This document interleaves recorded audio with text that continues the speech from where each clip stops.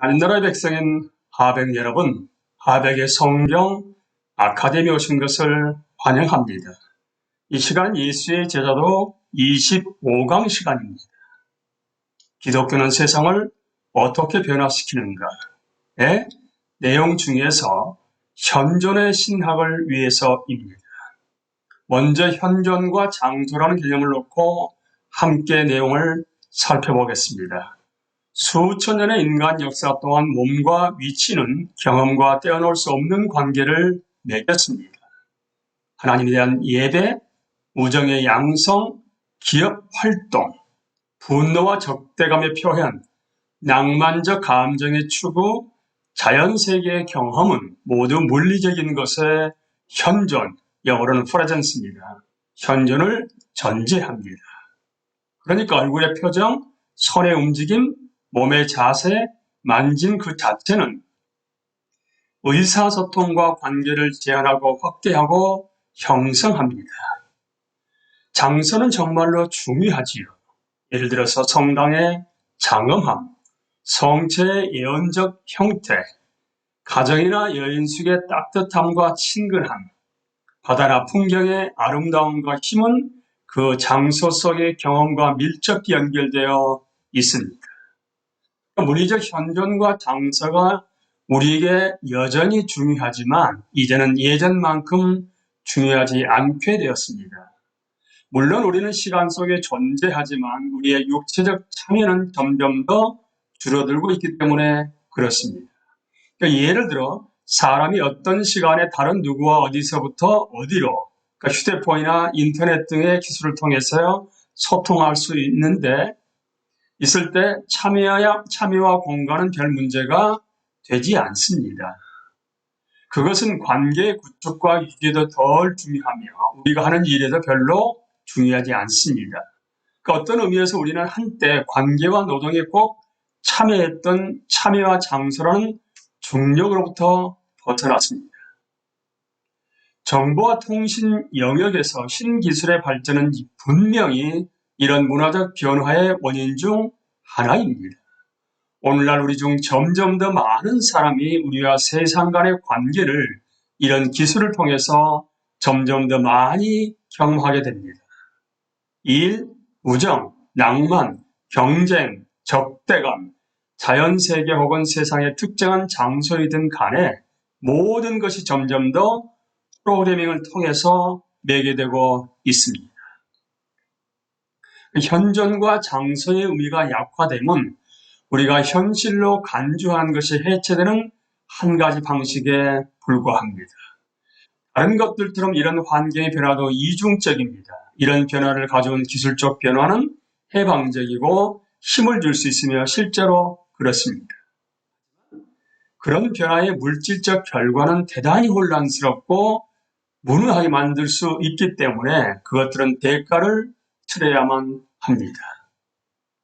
그 변화가 우리의 신앙에 미치는 영향을 살펴보게 되면 말과 세상 간의 신뢰가 깨어지게 됨으로써 현존과 장소의 의미가 약화된 것은 믿음의 핵심적 의미, 그러니까 우리가 믿는다는 현실 그리고 우리가 세상과 관계 맺는 방식에 대해 우리 신앙이 지닌 함의에 치명적입니다. 이제 하나님이 말씀하셨다로 넘어갑니다. 창조 이야기에서 우리는 말씀과 세상 간의 다른 관계에 대해서 배웁니다. 하나님이 말씀하셨다. 그리고 그렇게 되었다. 우리는 이것을 성경의 첫 장, 1장에서 무려 9번이나 읽습니다. 빛이든 하늘이든 별이든 바다이든 땅, 식물과 나무, 온갖 종류의 생물이든 혹은 남자와 여자이든 간에 하나님이 그것들이 있으라고 말씀하셨고 그렇게 말씀하셨을 때 발언된 말과 존재하게 된 세상은 서로 신뢰 관계를 보여주었습니다. 여기에서 해체는 없었습니다. 시편 기자는 33편에서 이렇게 말합니다. 여호와의 말씀은 정직하며 그가 행하실 일은 다 진실하시도다. 여호와의 말씀을 하늘이 지음이 되었으며 그 만상을 그의 입기운으로 이루었도다.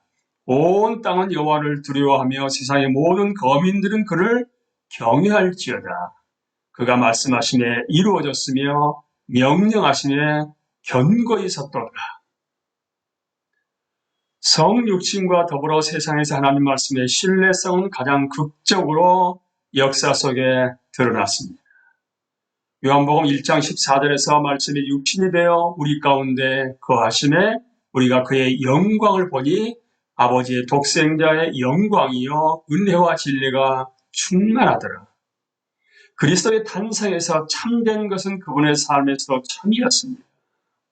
예수님께서는 권위 있게 말씀하셨고 그분의 말씀은 참이었습니다. 그분의 제자들이 갈릴리 바다를 건널 때, 그분과 제자들이 갈릴리 바다를 건널 때 예수님이 바람과 물결을 꾸짖으시니 이에 그쳐 단단하여지더라.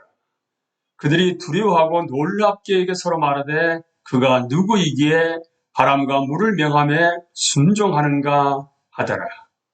예수님은 삶의 굉장한 사건들뿐 아니라 일상적 사역에서 말씀으로 귀신들을 쫓아내시고 병든 자를 다 고치셨습니다. 그의 기이한 행동을 목격했던 사람들이 소리쳤습니다. 이 어떠한 말씀인고. 말할 것도 없이 기독교인들에게 성육신은 하나님의 실제와 그들이 그분의 말씀에 대해 가질 수 있었던 신뢰의 표현일 뿐 아니라 피조물에 대한 자신의 사랑과 만물을 새롭게 하려는 하나님의 의도가 역사 속에서 가장 파격적으로 드러난 것입니다. 예수 그리스도 자신이 너희는 내가 일러준 말로 이미 깨끗해졌으니 라고 선언하셨습니다. 사도 베드로도 다음과 같이 선언할 때 이 진리를 긍정합니다. 베드로전서 1장 23절에서 25절에서 너희가 거듭난 것은 썩어질 씨로된 것이 아니요 썩지 아니할 씨로된 것이니 살아있고 항상 있는 하나님의 말씀으로 되었느니라. 오직 주의 말씀은 세세토록 있도다. 심지어 그리스도 승천 이후에도 정복돼서 우리에게 모든 것을 가르치시고 영원토록 우리와 함께 계실 보혜사 성령을 보내셨습니다. 그러므로 성령은 새 창조를 가능하게 하는 하나님의 대행자이십니다. 헌터는 자기 글의 핵심 주장을 이렇게 얘기합니다. 그러므로 하나님은 공허한 추상이나 끝없는 수다를 통해서 말씀하시지 않으십니다. 오히려 모든 경우에 하나님의 말씀은 역사의 특정한 장소와 시간 속에서 재현됩니다. 모든 경우에 임재와 장소가 결정적으로 중요했습니다. 성육신보다 이것이 분명한 경우는 없습니다. 따라서 말과 세계는 단어들이 세계를 정확하게 묘사하기 때문이 아니라 그것이 현실과 상응하기 때문에 하나가 됩니다. 오히려 말과 세계는 말의 재현을 통해 하나가 됩니다. 즉, 하나님 말씀은 항상 재현된다는 사실, 그리고 그분의 말씀이 재현되는 방식으로 말입니다. 간단히 말해서 이것이 신실한 현존의 토대입니다. 신실한 현존의 신학의 토대입니다. 그것은 우리 시대를 위한 두 가지 핵심적 교훈으로 요약될 수가 있습니다. 첫째는 성육신이 해체 도전, 즉 말과 세상 간의 신뢰 부신 및 그것과 관련된 문제들에 대해 유일하게 적절한 대응입니다. 이것으로부터 두 번째 것이 나오게 되는데요. 즉 그것이 바로 이 말씀이 예수 그리스도 안에서 육신이 된 방법이며 또 성육신이 지향하는 목적들이 차이의 도전에 대한 유일하게 적절한 대응이기 때문에 그렇습니다. 기독교인들의 입장에서 볼 때 우리가 사는 세계에서 인간적 번영의 가능성이 있다 하게 되면 그것은 바로 하나님의 사랑의 말씀이 우리 안에서 육신이 되고 구체화되고 실행될 때 시작됩니다. 그렇게 발현된 말과 그것이 말하는 현실 사이에 우리가 바라는 말과 교회인 우리가 가리키는 현실 사이에 신뢰가 형성됩니다. 결국 임재와 장소가 결정적으로 중요합니다. 하나님의 신실한 임재에 대해 함께 나눕니다. 하나님의 말씀과 성품의 핵심은 하나님이 온전하고 신실하게 우리에게 임재하신다는 것입니다. 그러니까 표면상 신실한 임재는 근접함을 말하는데요. 하지만 그것은 근접함 이상입니다. 그분의 신실한 임재는 최소한 4가지 속성을 지닌 헌신의 표현입니다. 첫째, 하나님의 신실한 임재는 그분께서 우리를 찾으신다는 뜻입니다. 다시 한번요. 첫째, 하나님의 신실한 임재는 그분께서 우리를 찾으신다는 뜻입니다. 무관심과 반란을 통해 소원해졌지만 하나님은 여전히 우리를 찾으십니다. 그의 백성을 내 하나님 여호와께서 지상 만민 중에서 너를 자기 기업의 백성으로 택하셨다고 신명기 7장 6절에서는 말합니다. 선지자 예레미야의 말에 따르게 되면 하나님이 내가 영원한 사랑으로 너를 사랑하게 인자함으로 너를 이끌었다라고 선포하십니다. 비슷하게 주님께서 이사야를 통해 이렇게 말씀하십니다. 내가 너를 지명하여 불렀나니 너는 내 것이라. 그런 후에 세상에 대한 사랑 때문에 하나님이 독생자를 우리에게 주셨습니다. 성자 하나님 자신이 수고하고 무거운 짐진 자들을 쉬게 하시려고 자신에게 오라고 초대하십니다. 그분은 잔치를 계획하시고 모든 사람을 초대하십니다. 그리고 그리스도는 인간적 의지의 거짓을 허물어버리는 고대의 언약을 반복하십니다. 즉 우리가 하나님을 선택한 것이 아니라 하나님이 우리를 선택하신 것입니다. 결국 주도권이 하나님께 있고 사랑으로 우리를 찾으시는 분은 바로 하나님이십니다. 하나님의 신실한 두 번째 속성은 그분이 자신을 우리와 동일시하시는 것입니다. 시편 기자의 기록처럼 그가 우리의 체질을 아시며 우리가 단지 먼지뿐임을 기억하시미로라. 진실로 하나님은 우리의 비겁, 실패, 배반, 고통뿐만 아니라 우리의 기쁨, 소망, 필요, 갈망도 아십니다. 하지만 이것 이상으로 하나님은 그리스도를 통해 그것을 몸소 취하셨습니다. 그것들을 체험하셨고 비록 죄는 없으시지만 우리와 같이 되셨습니다. 그분은 결국 사람들과 같이 되셨습니다. 그분이 굶주린 사람들과 눈이 멀고 병약한 사람들에게 동정심을 갖게 된 것은 그분의 직접적인 인내에 근거한 예를 통해서입니다. 그분의 신실한 임재의 세 번째 속성은 그분이 제공하시는 생명 속에서 발견됩니다. 에덴에서 그가 창조한 샬롬으로 표현되듯이 이것은 처음부터 그분의 의도였습니다. 심지어 타락한 후에도 그분은 가나안의 모든 땅을 약속하시면서 아브라함과 계약을 맺으셨습니다. 그분의 계획은 우리에게 평안이요 재앙이 아니니라 우리에게 미래와 희망을 주는 것이니라고 예레미야 29장 11절은 말합니다. 이것은 그분의 본성과 일치합니다. 시편 기자가 주장하듯이 진실로 생명의 원천이 주께 있사오니 주의 빛 안에서 우리가 빛을 보리라고 시편 기자는 말하고 있습니다. 이 약속의 성취는 그리스도 안에서 하나님의 성육신과 함께 이루어졌습니다. 왜냐하면 그 안에 생명이 있었으니 이 생명은 사람들의 빛이라. 요한복음 1장 4절 말씀입니다. 그리스도 자신의 주장처럼 내가 온 것은 양으로 생명을 얻게 하고 더 풍성히 얻게 하려는 것이라. 참으로 그는 자신에 대해 생명의 떡이라고 내게 오는 자는 결코 줄이지 아니할 터이요 나를 믿는 자는 영원히 목마르지 아니하리라고 선언하십니다. 하나님이 제공하는 생명은 선함, 평화, 진리, 아름다움, 기쁨, 신뢰 등등의 번영의 샬롬을 특징으로 합니다. 로마서 8장에서는 피조물도 썩어짐의 종 노릇한 데서 해방되어 하나님의 자녀들의 영광의 자유에 이르는 때를 바라고 있다고 말합니다. 끝으로 그분이 제공하시는 우리가 앞의 것과 불갑은 얽혀 있습니다만 생명은 오직 그분의 희생적 사랑에 의해서만 가능합니다. 여호와께서 희생을 준비하셨다. 스바냐 1장 7절 말씀입니다. 화목제 로마서 3장 25절입니다. 진실로 그는 우리 죄를 위한 화목 제물이니 우리만 위할 뿐 아니요 온 세상의 죄를 위하시리라. 요한일서 2장 2절 말씀입니다. 그분은 우리가 받을 처벌을 대신 받으면서 우리를 대신 하셨습니다.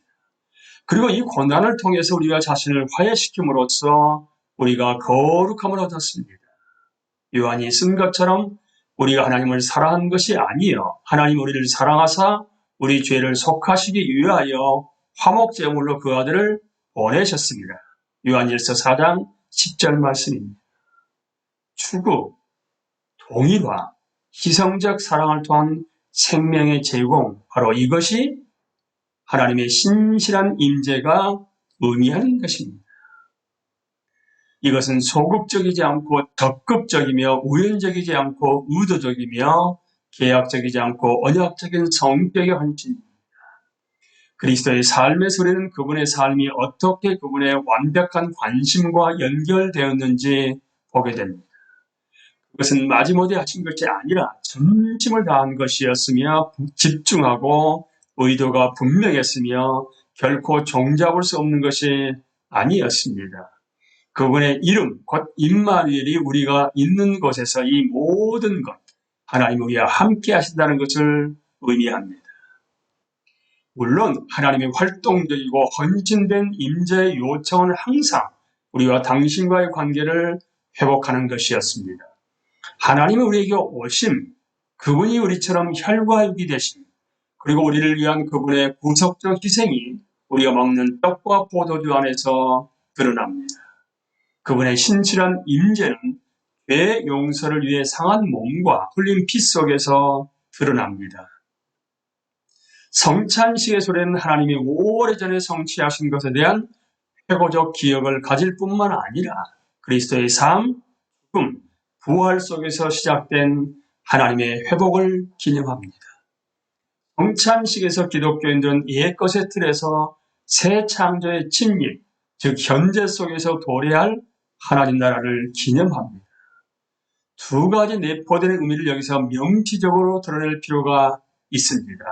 첫 번째 요점은 이 드라마에서 우리가 타자라는 사실입니다.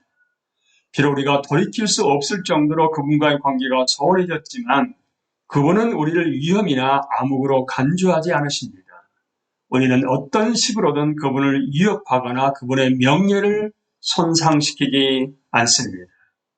두 번째 요점은 비록 그분이 전능하시지만 그분이 우리를 따라다니시고 자신을 우리와 동일시하시며 자기 희생을 통해 우리에게 생명을 제공하신다는 것입니다.